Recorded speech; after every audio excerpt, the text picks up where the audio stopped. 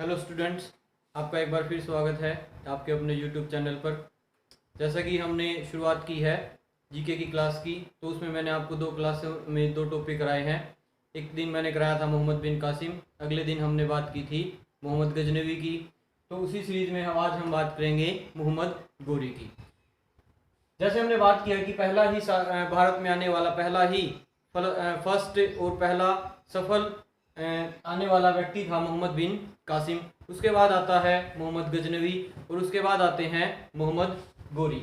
और मोहम्मद गोरी के बारे में अगर बात करें तो मोहम्मद गोरी ही वो पहला व्यक्ति था जिसने आकर भारत में अपने साम्राज्य की स्थापना की।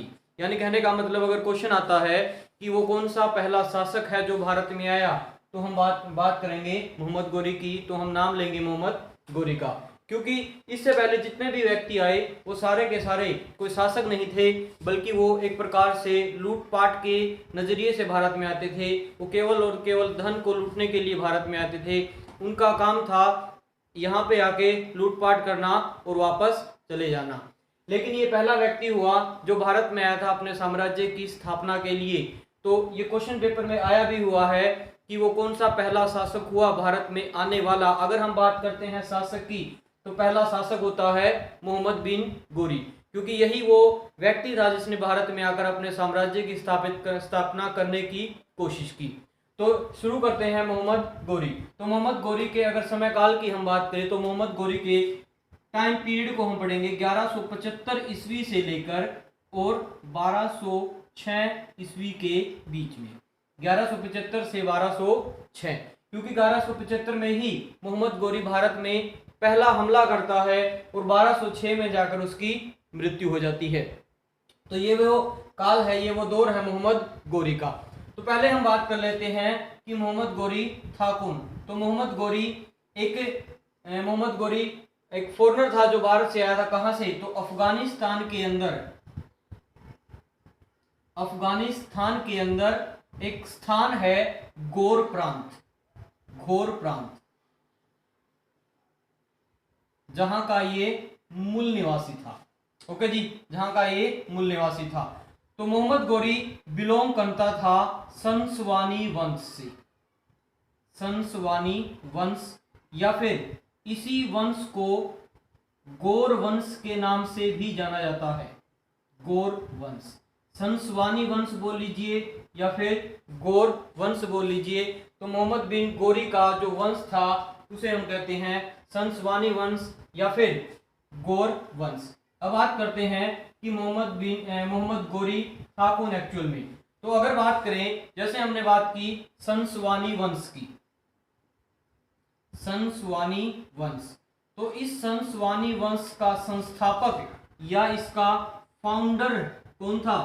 तो इसका फाउंडर होता है कुतुबुद्दीन। तो इसके फाउंडर होते हैं कुतुबुद्दीन हसन।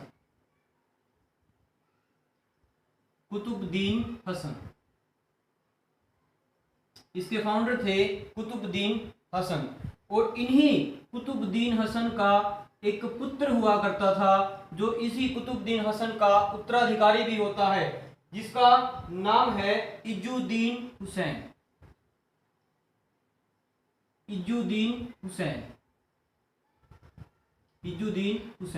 और इजुद्दीन हुसैन के 6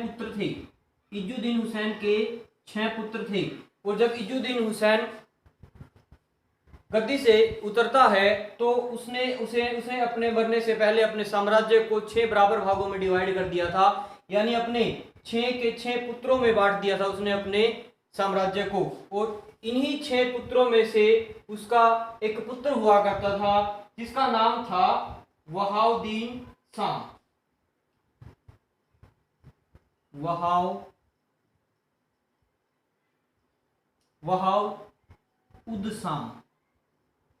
उसका एक पुत्र था वहाउद शाह। और इसी वहाउद शाह के 2 पुत्र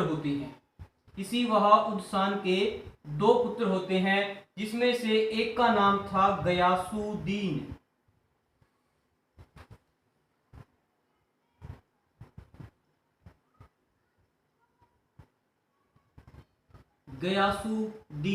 और दूसरे का नाम होता है शहाउद्दीन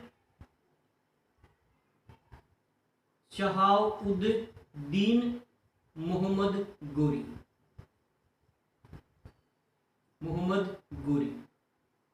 ओके जी, तो ये है एक चार्ट मोहम्मद गोरी से रिलेटेड। मोहम्मद गोरी कौन सा? मोहम्मद गोरी एक संसवानी वंश का शासक था। उसी संसवानी वंश का संस्थापक होता है, फाउंडर होता है कुतुबुद्दीन हुसैन। और उसी कुतुबुद्दीन हुसैन का एक पुत्र हुआ करता था इजुद्दीन हुसैन। और इजुद्दीन हुसैन के 6 बेटे थे। उसमें से एक बेटे का नाम था वहाउद्दीन शाम। और उसी वहाउद्दीन शाम के 2 पुत्र थे, गयासुद्दीन और शहाउद्दीन मोहम्मद गोरी। तो वहाउद्दीन हुसैन का बड़ा बेटा था गयासुद्दीन और उनका छोटा बेटा था वहाउद्दीन मोहम्मद गोरी। और इसी व्यक्ति को हम बोलते हैं मोहम्मद गोरी। यही व्यक्ति कहलाता है भारतीय इतिहास में मोहम्मद गोरी, जिसकी हम चर्चा करने वाले हैं। ठीक है जी, मोहम्मद गोरी। तो आगे बात करते हैं मोहम्मद गोरी की।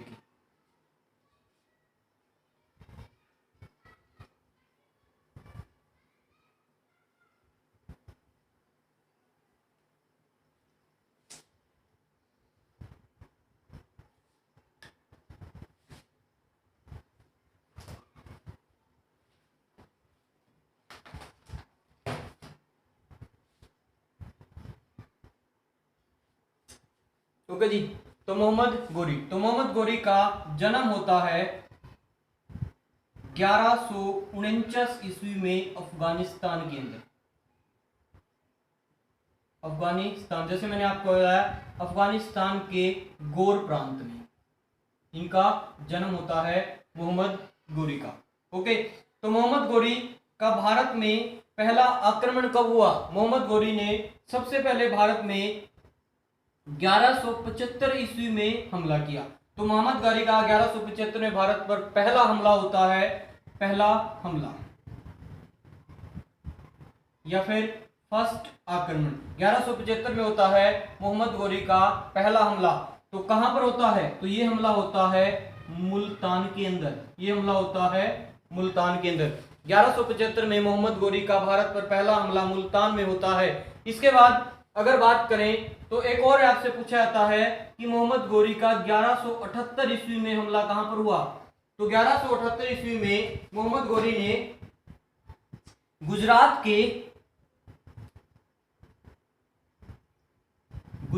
के कटियाड़ प्रांत पर हमला किया। 1178 में मोहम्मद गोरी ने गुजरात के कटियाड़ प्रांत पर हमला किया। और इस समय वहां के शासक हुआ करते थे मूलराज द्वितीय या फिर भीम द्वितीय। मूलराज द्वितीय या फिर भीम द्वितीय। तो हमने बात की थी कि भीम पहले या भीम फर्स्ट के कार्यकाल के दौरान ही मोहम्मद गजनवी भारत में आता है और उसने 1025 ईस्वी में भारत के गुजरात में ही सोमनाथ के मंदिर को लूटा था। और उसी के बाद 1178 में दोबारा से आते हैं मोहम्मद गोरी। ओके जी, तो ये था भीम द्वितीय का समयकाल। जब हमने बात की थी कि भीम द्वितीय ही वो व्यक्ति थे जिन्होंने उस मंदिर को दोबारा से बनवाया था, जिसका नाम था सोमनाथ का मंदिर। यानी सोमनाथ के मंदिर को रिकंस्ट्रक्ट करवाया था किसने? मोहम्मद गोरी ने ही गुजरात के सोमनाथ मंदिर को दोबारा से निर्माण करवाया था। एक और क्वेश्चन यहाँ पर बनता है कि सोमनाथ मंदिर का आखिरी बार निर्माण करवाने वाला व्यक्ति कौन था? तो भारत के पहले होम मिनिस्टर या फिर भारत के पहले गृह मंत्री कौन थे? जिनका नाम होता है सरदार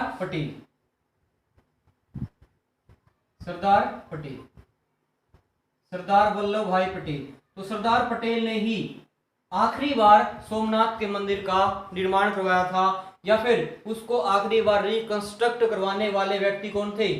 सरदार पटेल। ठीक है जी, आगे चलते हैं।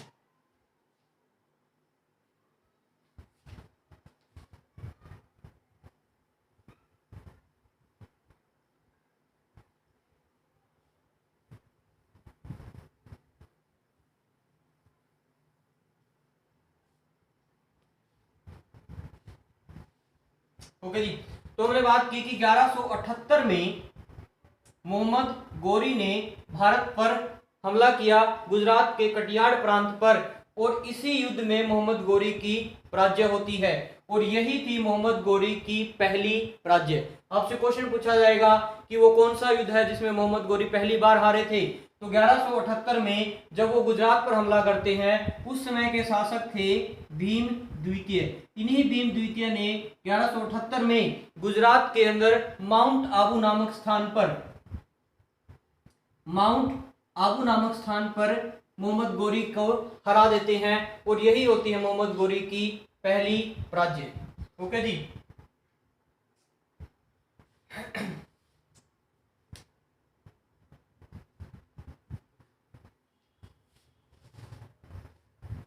इसके बाद हम बात करते हैं कि मोहम्मद गोरी इसके बाद और भी बहुत सारे हमले करते हैं, लेकिन इसके बाद बात आती है तराइन के युद्धों की।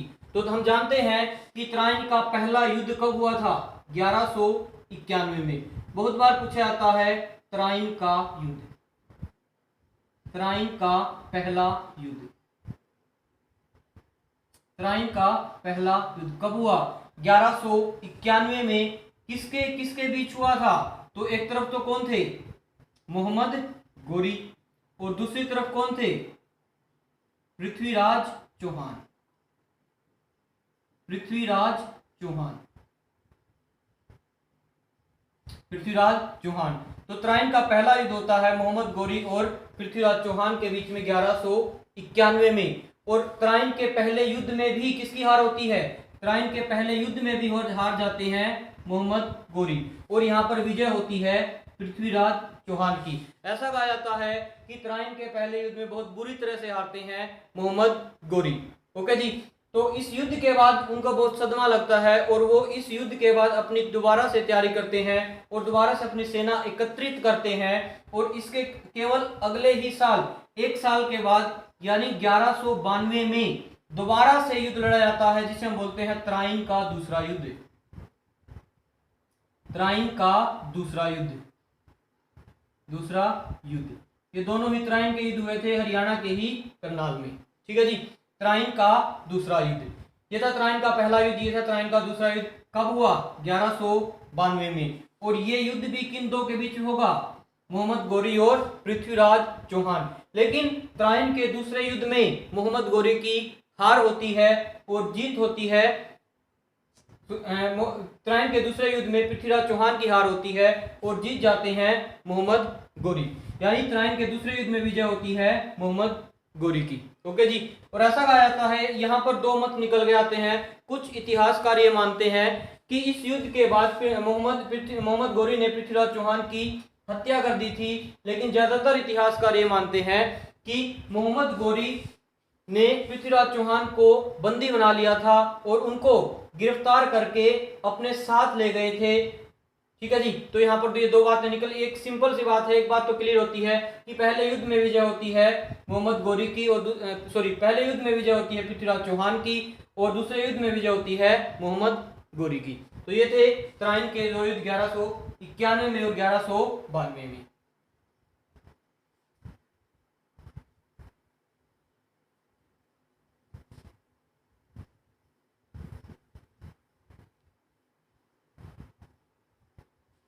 ओके जी, तो तराइन के दूसरे युद्ध में बहुत भयंकर युद्ध होता है, तराइन का दूसरा युद्ध। और इसी युद्ध के दौरान मोहम्मद गोरी पृथ्वीराज चौहान कई सारे और शासकों से अपनी सहायता मांगते हैं। उन्हीं में से एक बहुत ही प्रभावशाली शासक हुआ करते थे, कन्नौज के शासक हुआ करते थे, जिनका नाम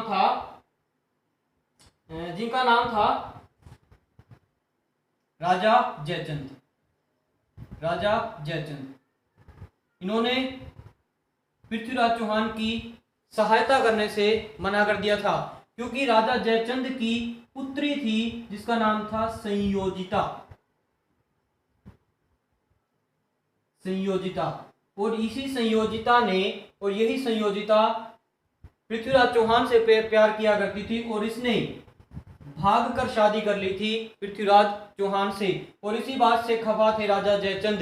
और ऐसा भी इतिहासकार मानते हैं कि राजा जयचंद ने ही मोहम्मद गोरी को इनवाइट किया था कि आप आइए और युद्ध कीजिए। ठीक है जी। तो इसीलिए राजा जयचंद सहायता नहीं करते हैं पृथ्वीराज चौहान की। इसके बाद अगर बात करें तो 1194 में एक और युद्ध लड़ा जाता है, जो पेपर में पूछा जाता है। 1194 में एक और युद्ध लड़ा जाएगा जिसको हम बोलते हैं चंदावर का युद्ध। चंदावर का युद्ध, चंदावर का युद्ध। तो चंदावर का युद्ध होता है किसके किसके बीच में? एक तरफ थे मोहम्मद गोरी और दूसरे तरफ थे जयचंद। ठीक है जी। तो ये युद्ध होता है मोहम्मद गोरी और जयचंद के बीच। इस युद्ध में भी विजय होता है कौन? मोहम्मद गोरी। तो चंदावर के युद्ध में भी विजय मिलती है, या हार जाते हैं राजा जयचंद और विजय होती है मोहम्मद गोरी की। ओके जी। तो इस प्रकार भारत के लगभग उत्तरी भारत पर अधिकार कर लेता है मोहम्मद गोरी।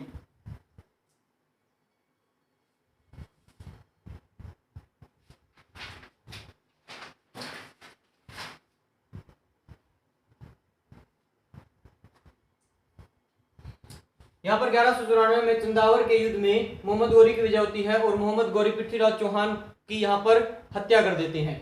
इसके बाद हम आगे बात करते हैं कि इस युद्ध में विजय के बाद मोहम्मद गोरी का कोई पुत्र नहीं था। मोहम्मद गोरी का कोई पुत्र नहीं था और इसीलिए मोहम्मद गोरी के बाद बहुत सारे गुलाम हुआ करते थे और उन्हीं में से एक व्यक्ति था जिसका नाम था कुतुबुद्दीन ऐबक। कुतुबुद्दीन ऐबक। कुतुबुद्दीन ऐबक कौन थे? मोहम्मद गोरी के गुलाम थे और ये मोहम्मद गोरी के दामाद भी थे। और इसी व्यक्ति को मोहम्मद गोरी भारत का शासन देकर चले जाते हैं वापस अफगानिस्तान के गौर प्रांत में। और कुतुबुद्दीन अब भारत में क्या करते हैं? उनकी तरफ से शासन करते हैं। ओके जी। कुतुबुद्दीन की वीडियो हम अगली क्लास में हम इसको बात करेंगे। इसके बाद हम आगे बात करते हैं कि अगर कुतुबुद्दीन की हम बात करें तो मोहम्मद गोरी के मुख्य रूप से 4 गुलाम थे। मोहम्मद गोरी के मुख्य रूप से 4 गुलाम थे जिनके पेपर में नाम आते हैं। तो चारों के मैंने यहां पर नाम लिख रहा हूं। एक का नाम था, जैसे मैंने आपको बताया, कुतुबुद्दीन ऐबक। कुतुबुद्दीन ऐबक। ओके जी। दूसरे का नाम लिखते हैं बख्तियार खिलजी। दूसरे का नाम मैं लिख रहा हूं बख्तियार खिलजी।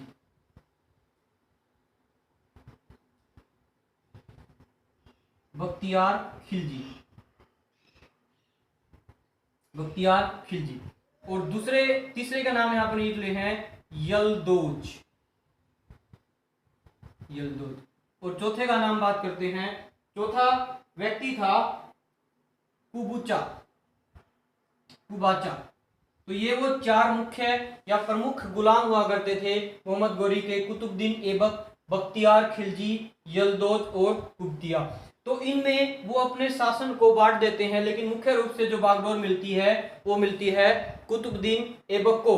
बख्तियार खिलजी के बारे में एक क्वेश्चन आता है कि बख्तियार खिलजी ने 1196 में नालंदा विश्वविद्यालय को नष्ट कर दिया था। नालंदा विश्वविद्यालय। तो आपसे क्वेश्चन पूछा जाता है कि नालंदा विश्वविद्यालय को किसने नष्ट किया था या फिर किसने उसको तुड़वा दिया था? तो उस व्यक्ति का नाम था बख्तियार खिलजी, जो गुलाम हुआ करता था मोहम्मद गोरी का। ओके जी। और इसके बाद अगर हम बात करें तो कुतुबुद्दीन ऐबक की अगर हम बात करें तो कुतुबुद्दीन ऐबक ने ही अपने कार्यकाल में एक काम कराया था। कुतुबुद्दीन ऐबक ने ही अपने कार्यकाल में निर्माण करवाया किसका? कुतुब मीनार का। कुतुब मीनार का अगर देखा जाए तो कुतुब मीनार के निर्माण की शुरुआत कर दी थी कुतुबुद्दीन ऐबक ने, लेकिन इसको पूरा करवाते हैं अगले जो शासक होंगे, जिसकी हम बात करेंगे। इससे अगली क्लास में हम बात करेंगे जब हम बात करेंगे दिल्ली सल्तनत की। दिल्ली सल्तनत में पहले वंश की स्थापना होगी, गुलाम वंश। उसी के अंदर एक शासक आते हैं इल्तुतमिश। तो इल्तुतमिश ही जाकर कुतुब मीनार के निर्माण को कंप्लीट करवाते हैं। ओके जी, क्लियर होती है। तो मोहम्मद गोरी की मैं बात करूं, कुतुबुद्दीन ऐबक की हम बात करते हैं अगली क्लास में। तो अब बात करते हैं मोहम्मद गोरी की। मोहम्मद गोरी की मृत्यु कैसे होती है।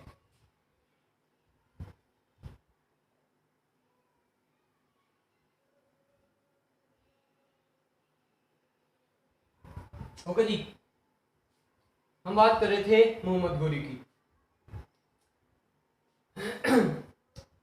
तो मोहम्मद गौरी तराइन के दूसरे युद्ध में जीतकर पृथ्वीराज चौहान को अपने साथ ले जाते हैं।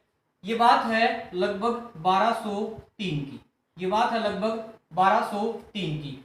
1203 में मोहम्मद गौरी के जो बड़े भाई थे, जिसका नाम मैंने आपको बताया गयासुद्दीन, क्योंकि एक्चुअल शासन कौन कर रहा है, गयासुद्दीन, क्योंकि गयासुद्दीन की मृत्यु के बाद 1203 से लेकर 1206 या फिर 1202 से लेकर 1206 के बीच का काल ही मुख्य रूप से माना जाता है मोहम्मद गौरी का, क्योंकि मोहम्मद गौरी ने इनकी मृत्यु के बाद ही खुद को घोषित कर दिया था सुल्तान। तो आपसे क्वेश्चन भी पूछा जाएगा कि मोहम्मद गौरी ने खुद को सुल्तान कब घोषित किया, तो 1202 या 1203 में, क्योंकि कहीं पर 1202 लिखा होता है, कहीं पर 1203 लिखा होता है।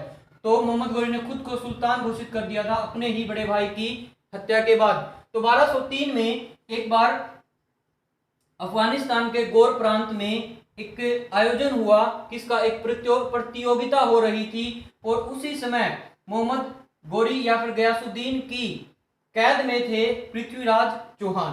पृथ्वीराज चौहान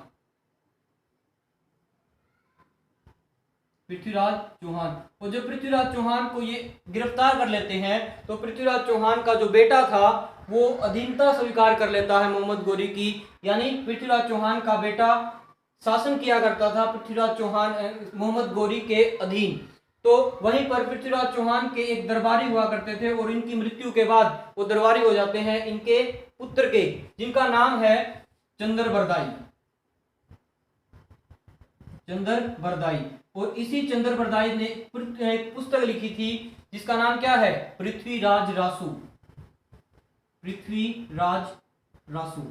और ये क्वेश्चन भी बहुत बार पूछा जाता है कि पृथ्वीराज रासो के रचयिता कौन है, या पृथ्वीराज रासो को लिखने वाले कौन है, तो वो उसका नाम क्या होगा, चंद्रबरदाई, या फिर चंद्रबरदाई की पुस्तक का नाम क्या है, पृथ्वीराज रासो। क्लियर है जी। तो उस प्रतियोगिता में चंद्रबरदाई भी आए हुए थे। तो जब चंद्रबरदाई मिलने जाते हैं पृथ्वीराज चौहान से, तो पृथ्वीराज चौहान उनको ये बोलते हैं कि इस प्रतियोगिता में मुझे भी हिस्सा लेना है। तो इस बात को जब वो गयासुद्दीन के सामने रखते हैं चंद्रबरदाई, तो गयासुद्दीन बोलते हैं कि कोई दिक्कत नहीं है, आप भी हिस्सा ले सकते हैं। और जब वो हिस्सा लेने के लिए उनको लाया जाता है, तो पृथ्वीराज चौहान ने एक बात बोली कि मैं हिस्सा लूंगा, लेकिन वो क्या करेंगे, मैं तीरंदाजी में हिस्सा लूंगा। उन्होंने ये इच्छा जाहिर की कि मैं तीरंदाजी में हिस्सा लूंगा, और मैं जो निशाना लगाऊंगा वो आंख बंद करके लगाऊंगा। और इसीलिए इसे बहुत अधिक खुश होते हैं गयासुद्दीन, और उन्होंने क्या बोलते हैं कि आप हिस्सा ले सकते हैं, क्योंकि उन्होंने लगा कि ये भी देख लेते हैं कि ये कैसा तीरंदाज है जो आंख बंद करके निशाना लगाने की बात कर रहा है। और जब वो आंखों पर पट्टी बांध लेते हैं, उसके बाद क्योंकि चंद्रबरदाई सब देख रहे थे, और उसी समय चंद्रबरदाई पृथ्वीराज चौहान को बोलते हैं कि 4 बांस 24 गज, 4 बांस 24 गज अंगल अष्ट प्रमाण। मैं अब लिख रहा हूं 4 बांस 24 गज, 4 बांस 24 गज अंगल अष्ट प्रदान। 4 बांस 24 गज अंगल अष्ट प्रदान, ता ऊपर सुल्तान है, ता ऊपर सुल्तान है, ना चूके सुल्तान, ना चूके चौहान। ओके जी। तो ये शब्द थे पृथ्वीराज रासो के रचयिता चंद्रबरदाई के, 4 बांस 24 गज अंगल अष्ट प्रधान, ता ऊपर सुल्तान, ना चूके चौहान। यानी वो अपने हिसाब से उनकी पोजीशन बताते हैं कि कहां पर बैठा हुआ है सुल्तान, यानी कहां पर बैठा हुआ है। उनके अकॉर्डिंग वो कौन थे, उनके अकॉर्डिंग थे मोहम्मद गौरी, लेकिन एक्चुअल में कौन थे, मोहम्मद गौरी के भाई थे गयासुद्दीन। और आंख बंद के निशाना लगाते हैं पृथ्वीराज चौहान, और उनका निशाना एकदम एग्जैक्ट लगता है, और इसी तीर की वजह से गयासुद्दीन की यहाँ पर मृत्यु हो जाती है। और इसके बाद कि इनको बहुत सारी यातनाएं दी जाएंगी, चंद्रबरदाई ने पृथ्वीराज चौहान की हत्या कर दी और उन्होंने खुद अपनी भी हत्या कर ली थी। तो यहाँ पर गयासुद्दीन की मृत्यु हो जाती है और यहाँ पर पृथ्वीराज चौहान की मृत्यु हो जाती है और यहाँ पर चंद्रबरदाई की भी मृत्यु हो जाती है। और उसके कुछ साल के बाद लगभग 1206 ईस्वी में, क्योंकि 1206 ईस्वी में यहाँ पर ये मोहम्मद गोरी बार बार आक्रमण किया करते थे और यहाँ पर एक जाति हुआ करती थी खोखर जाट और बार बार इस जाति का ये दमन किया करते थे। और इसीलिए एक बार जब अपना लूटपाट करके ये वापस आ रहे थे और रास्ते में इन्होंने मोहम्मद गोरी ने अपना रात के समय ठहरने के लिए प्रबंध किया हुआ था। और ऐसा कहा जाता है जब वो नमाज पढ़ रहे थे तो किसी अज्ञात व्यक्ति ने आकर इनकी हत्या कर देती है। कुछ इतिहासकार मानते हैं कि वो व्यक्ति कौन थे, खोखर जाट थे वो। ठीक है जी। और यहाँ पर अगर हम बात करें तो यहाँ पर मृत्यु हो जाती है। इसीलिए जब मृत्यु होती है 1203 में गयासुद्दीन की, तो वहीं से सुल्तान की उपाधि धारण कर लेते हैं मोहम्मद गोरी और 1206 में जाकर मोहम्मद गोरी की भी मृत्यु हो जाती है। इसके बाद हम 1206 के बाद हम बात करेंगे कि कैसे दिल्ली सल्तनत के अंदर हम बात करेंगे। तो यहाँ पर अगर बात करें तो मध्यकालीन भारत का एक छोटा पोर्शन मैंने आपको खत्म करके दे दिया है, क्योंकि मध्यकालीन भारत को भी अपने हिसाब से 3 भागों में मैं डिवाइड कर लेता हूँ। पूर्व मध्यकाल, इसके बाद दिल्ली सल्तनत, इसके बाद मुगल वंश।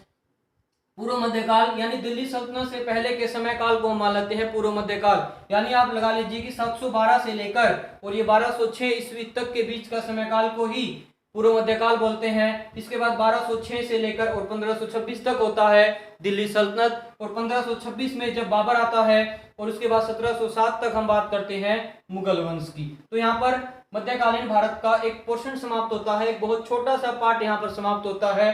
तो इस प्रकार हमने बात की मोहम्मद गोरी की। ठीक है जी। तो यहाँ पर हमने 3-4 शासकों की बात की है। हमने बात की मोहम्मद बिन कासिम की, हमने बात की मोहम्मद गजनवी की, हमने बात की मोहम्मद गोरी की।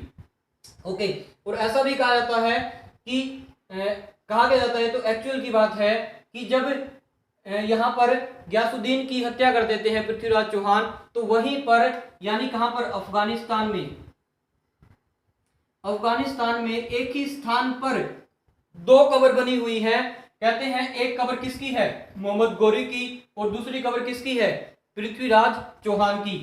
तो ऐसा कहा जाता है कि जब कोई व्यक्ति मोहम्मद गोरी की दर्शन के लिए जाता है तो वहां पर एक प्रथा है कि मोहम्मद गोरी की कब्र में जाने से पहले पृथ्वीराज चौहान की कब्र पर 2 जूते मारकर जाने पड़ता है, यानी उनकी एक प्रकार से बेइज्जती की जाती है। और अभी घटना कुछ साल पहले की घटना है कि एक व्यक्ति थे शेर सिंह राणा, कईयों ने नाम सुना होगा, कईयों ने नहीं सुना होगा, शेर सिंह राणा। इन्हीं शेर सिंह राणा ने अफगानिस्तान में जाकर वहां से पृथ्वीराज चौहान की अस्थियों को निकाल लिया था और उन्होंने अपनी इस घटना का बकायदा वीडियो तक बनाया था। अभी इस चीज की पुष्टि तो नहीं हुई है, लेकिन ऐसा हुआ है, इन्होंने अपनी इस काम का वीडियो तक बनाया है। शेर सिंह राणा कौन है, तो शेर सिंह राणा वो व्यक्ति हैं जिन्होंने फूलन देवी की हत्या की थी। तो फूलन देवी कौन थी, शेर सिंह राणा कौन थे, उन्होंने क्यों हत्या की थी, या फिर उन्होंने कैसे अस्थियां निकाली, इसके ऊपर एक पूरा का पूरा वीडियो बनाएंगे कभी अगर टाइम लगेगा तो। अभी के लिए सिर्फ इतना याद रखेंगे कि शेर सिंह राणा ने अस्थियां निकाली थी, हो सकता है क्वेश्चन पेपर में आ जाए। ठीक है जी। अभी शेर सिंह राणा जिंदा हैं जी, जीवित हैं अभी ये। ओके जी। तो यहाँ पर मैं समाप्त कर रहा हूँ पृथ्वीराज चौहान को, या फिर मध्यकालीन भारत का एक पोर्शन यहाँ पर समाप्त होता है। इसके बाद हम आगे बात करेंगे। तो आज की वीडियो में इतना ही करते हैं, यहीं पर इसको रोकते हैं। ठीक है जी। तो आपको कैसी लगी वीडियो, अपना सुझाव या फिर अपने आपको क्या कुछ कमी लगी या फिर क्या आपको कैसा लग रहा है वीडियो देखकर, कमेंट बॉक्स में लिख के बताएं। इस वीडियो को ज़्यादा से ज़्यादा लाइक करें, शेयर करें। ओके जी। और देखते रहिए matrix coaching classes. Thank you for much.